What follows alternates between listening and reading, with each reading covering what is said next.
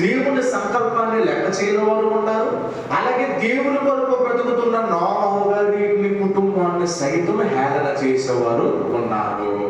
అంటే ప్రారంభము దేవుడు 10 తరాల తర్వాత ఒక తరములో ఏం చూపించాడు మనకు అనేది ఆలోచించగలిగితే అవిధేయుల యొక్క సామ్రాజ్యాన్ని చూపించడండి. ఆ అవిధేయుల యొక్క సామ్రాజ్యంలో ఎవరు బ్రతికారనేది ఆలోచించగలిగితే 8 మంది మాత్రమే బ్రతికారు. నీతిని ప్రకటించిన ఆ కుటుంబం వారు రక్షణ పడ్డారు, రక్షణ వాడలోకి వెళ్ళారు. మరి ఆ తరతరములలో మిగిలిన 100 ఏళ్ళు సుమారుగా ఎదురు చూశాడు దేవుడు. నారదారని నీటిని రప్పించలేదు. 100 ఏళ్ళు ఎదురు చూసినప్పుడు అక్కడ జనాలందరూ ఎలా బ్రతికారు అనేది ఆలోచిస్తే మనస్సుకు నచ్చినట్లుగా బ్రతికారు. దేవుని నిరీక్షణను నెరవేర్చాలని ఆలోచన లేదు. లేనప్పుడు దేవుడు చెప్పించాడా? ఎవరి చేత చెప్పించాడు? నోవహు గారి చేత, తన భార్య చేత, తన పిల్లల చేత చెప్పించాడు. పోయిన నెలంతా మనం నేర్చుకున్నది కుటుంబాల గురించి. అంటే కుటుంబము మారి దేవుని కొరకు బ్రతికితే ఆ కుటుంబం ద్వారా దేవుడు తన నిరీక్షణను నెరవేర్చుకుంటాడు. మరి అలాంటప్పుడు ఆ తరములలో బ్రతుకుతున్న మనుషుల జీవితాన్ని మనం ఆలోచిస్తున్నప్పుడు బ్రతికిన వారు ఏం చేయాలి? బ్రతకన వారి గురించి ఆలోచించాలి. బ్రతుకుతున్న వారు ఏం చేయాలి? తన జీవితంలో పాపరోత జీవితాన్ని విడిచిపెట్టి దినము బ్రతికేలాగా ఆలోచించాలి. మరి ఆ ఆలోచన ఆ తరముల ఉద్దేశాల్లో 10 తరముల తర్వాత 11వ తరము బ్రతకలేదు. అందులో నోవహు గారు బ్రతికారు.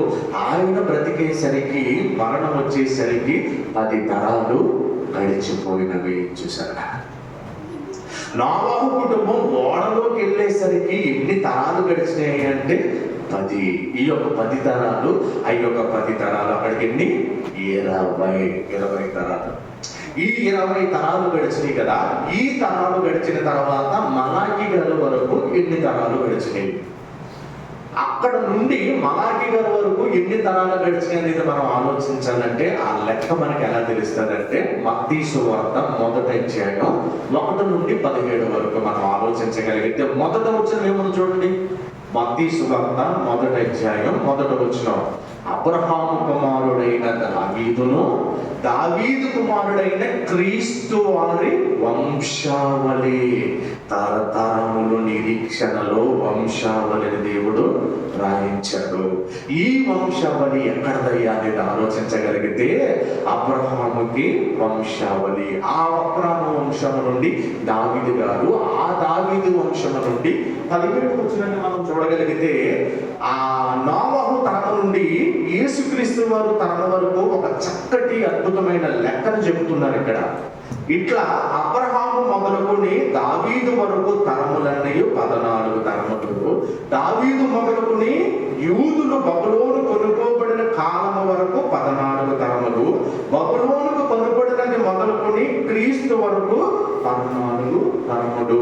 అంటే నోవహు గారి 20 తరాలు గడిచిన తర్వాత ఇశ్రాయేలు 12 గర్భములో నుండి బబులోనికి వెళ్ళింది మొదలుకొని క్రీస్తు వరకు ఎన్ని తరాలు?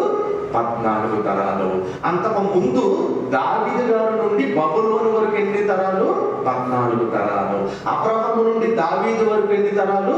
14 తరాలు. 3 14 ఎంత? 42 తరాలు. ఈ యొక్క 42 తరాలు నోవహు తరము 10 ఏళ్ళు, ఆదాము గారి తరం 10 ఏళ్ళు. కలపండి ఎంత? 62 తరాలు. ఆ 62 తరాలలో యేసుక్రీస్తు గారు పుట్టినది మొదలుకొని ఎప్పటి వరకు ఎన్ని తరాలు? తరానికి ఎన్నేళ్ళు? 100 ఏళ్ళు. ఇది 2000 సంవత్సరం. అంటే ఎన్నేళ్ళు? క్రీస్తు నుండి నేటి వరకు 2 తరాలు. ఇది 21వ శతాబ్దంలో మనం ఉన్నాం. 100 ఏళ్ళు గడిచాక ఈ 2ను, ఆ 42ను, ఆ 20 కలిపితే ఎంత? 64 తరాలు. 64 తరాలు. తరానికి ఎన్ని సంవత్సరాలు? 100 ఏళ్ళు. 64 వందలు ఎంత? 6400 సంవత్సరాలు. ఆదాము గారు పుట్టి నేటికి 6400 సంవత్సరాలు అయింది. లెక్క సరిపోయిందా? ఆదాము